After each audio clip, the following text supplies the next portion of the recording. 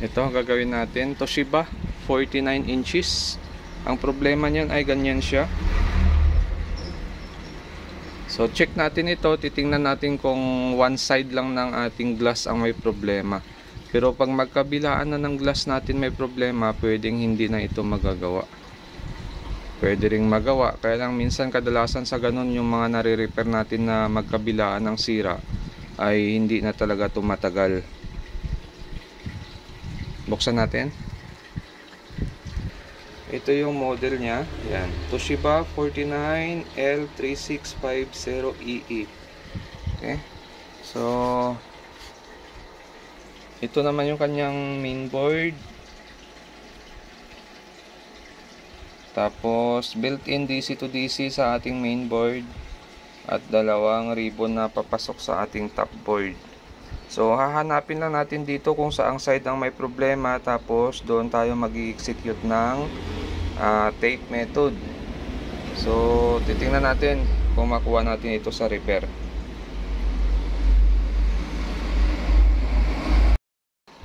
So, ito na, gagawin natin dito. Ay, try natin mag-tape method. So, ang gamit na panel ay pang LG. So, kadalasan sa LG kasi yung ating clock signal ay dito tumatapat. Tapos, sa kabila, dito rin yan. So, dito, naghang tayo ng ribbon dito. Try natin dito mag-tape. Mga 13 to 15 pin. Titingnan natin kung magno-normal yung display. So, sa unang tape, pwedeng hindi tumama. Pero sa pangalawang tape, baka tumama tayo. So, try lang natin. Dito muna tayo mag-tape. Okay, so ito na. So, bali yan yung tinape natin. Yan, mula dito 1, 2, 3, 4, 5, 6, 7, 8, 9, 10, 11, 12, 13 pin. So try natin yan kung magkakaroon ng display yung ganitong tape method. Yan. So itong side na to tinape natin 13 pin. So ito na, naikabit na natin siya. Testing na lang natin. At kung bago lang kayo sa aking channel, huwag kalimutan mag-subscribe. Sa mga nakapag-subscribe na, maraming salamat sa suporta nyo sa channel natin. Okay, saksak ko lang siya. Tingnan natin kung may result ito. Kung magiging okay ba yung display nito. Yun, lumabas ito siya, oh. Parang nag-clean na kaagad yung screen. Ayun, nag-clean na nga siya, oh. Yun. So, ibig sabihin, doon ang problema ng ating unit. At one side lang ang may problema sa kanya. So pag mga ganitong repair ay paswerte yan talaga kung tumatagal or hindi. Dahil ang may problema dito ay yung ating pinaka LCD. May leak na yung ating mga clock signal sa side na ito. Pero itong side na to ay okay pa. Wala pa tayong binago dyan. So pwedeng tumagal, pwede ring hindi. Kaya ang warranty natin dito ay tama lang. 3 months pa rin ang warranty natin. Tapos ang babayaran lang niya ay labor lang. So sa mga ganitong repair kasi dahil shop tayo, walang kontrata dito. Hindi kagaya sa mga home service kasi na pag nag home service tayo, yun ang medyo mataas ang presyo. Kasi nga home service yun. Pero ang warranty nun ay dapat sulit din. So dito sa atin, ang warranty natin 3 months warranty sa mga repair natin.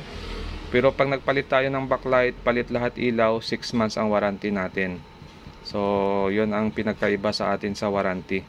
So sa mga ganitong panel issue, pag hindi umabot sa warranty natin yung repair natin na ganito, so usap na lang sa tumer kung ano ang gagawin. Pero kung lumagpas naman sa warranty natin ay okay na yon. Para hindi tayo masira sa ating customer at hindi sila aalis sa atin.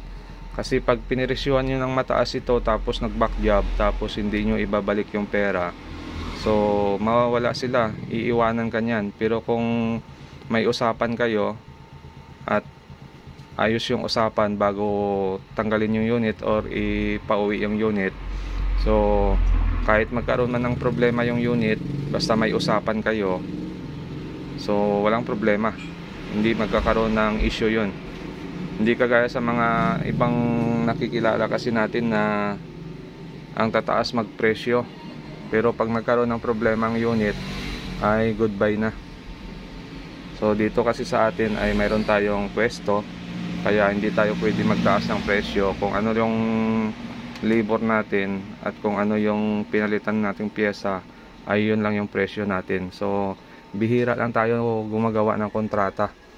Medyo mataas lang ang presyo pag palit lahat ilaw, depende sa laki. So okay na ito. Yun, no? So babad na lang natin to. Test muna natin to bago natin ipauwi sa customer. At kung bago lang kayo sa aking channel, huwag kalimutan mag-subscribe sa susunod ulit natin na video.